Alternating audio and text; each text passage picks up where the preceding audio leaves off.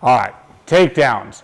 Let's start class with just a quick recap of our finishing mechanics of the easiest version of the ankle pick. The easiest version is where one way or another, I made Philip's head lower than the line of his belt. Okay, so one way or another, I have his head lower than the line of his belt. Okay, in jiu-jitsu, it's very common that people stand most of the way there already. Okay, and I just need to bring it down a little bit with me. So that's going to be our easy way, and that's what we taught last class and what we're going to start with again in this class. Okay, I need to remember that as I am dropping down to grab his ankle, I need to pull his head the rest of the way down. So I'm watching us in the match, or whatever, I'm watching my opponent in the match. If he's fighting very upright, I'm like, that's too far for me to make his head move down. Okay, but if he fights kind of low, I'm like, oh, okay, this could be a good chance to get it, right? So I'm going to have a grip on his collar and on his wrist, and I'm going to try to keep the collar because that's going to be my best tool to bring his head with me when we go down. The sleeve might work, but the collar historically is stronger for bringing his head down lower than his belt. So I'm going to keep the collar. I'm going to be letting go of the sleeve. The thing is, I want to grab his ankle, which is of course this hand because that was letting go of the sleeve. I want to grab his ankle with the same leg in the front, which means that as I drop down, I need to switch. Everybody see how my legs switched?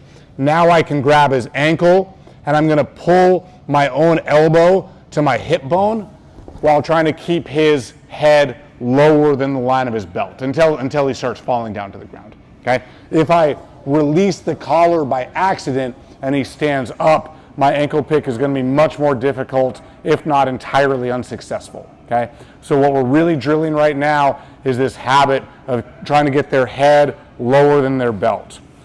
What I've seen a lot when we've taught this ankle pick is people will start with very nice grips and they drop down, but they don't bring their partner's head with them. They come with a long arm up here and they try to grab, and that is not going to work. Okay? Philip is not all the way down with his head lower than his belt from there.